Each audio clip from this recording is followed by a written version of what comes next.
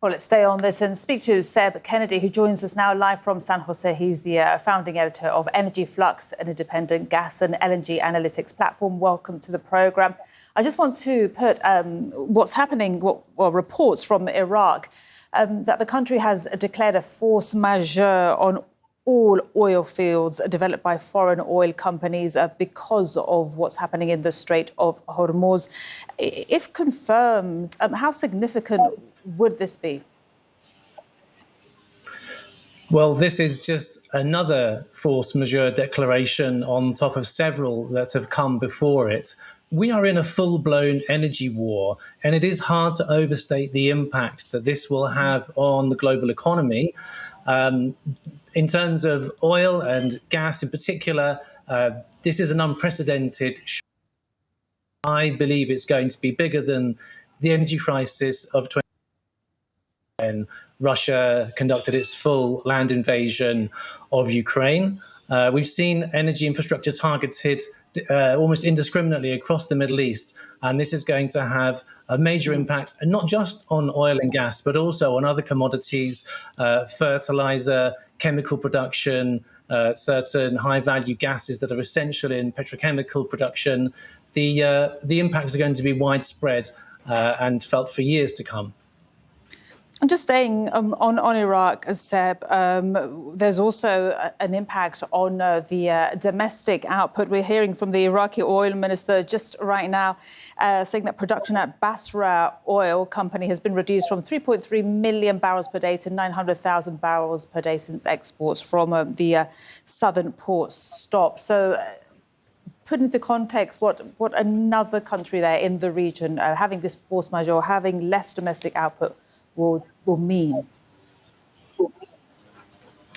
Well, it means all of the impacts I just described. There's, fortunately, in the oil market, there is a degree of flexibility, although not much, in terms of storage capacity. So upstream of oil wells, you've seen storages being filled up to the brim.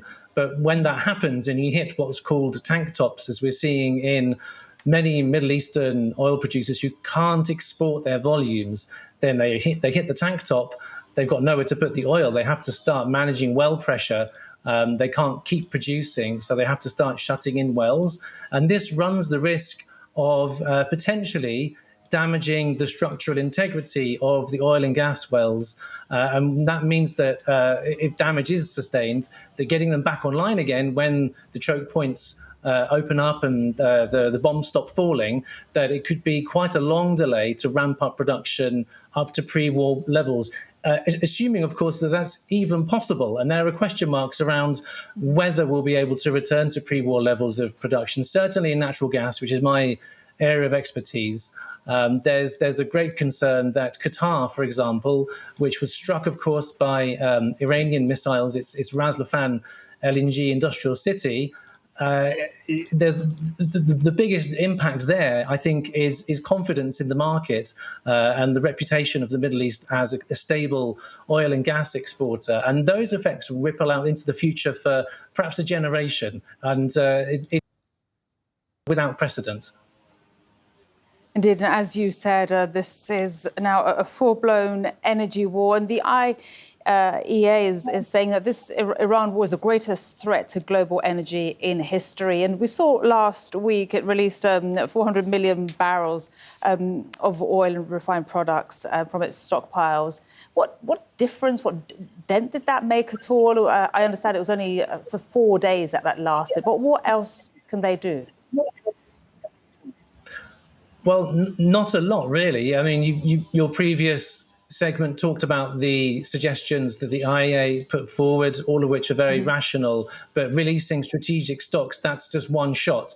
When they're released, then there's not a lot more you can do. And you simply can't, there's not enough oil or gas, particularly gas, which doesn't have a strategic storage of any meaningful description, that you can release onto a market to replace the volume of lost barrels and lost gas supply that the market is now contending with. So it's going to have to be demand destruction, and the mechanism for affecting demand destruction is by prices rising and rising and rising until it reaches the level where it's just unaffordable for consumers. And we're already seeing that across many emerging Asian markets. We're seeing energy supply rationing, queues at forecourts. There's even constraints on people buying air conditioners to reduce load on the grid, where that's powered by natural gas.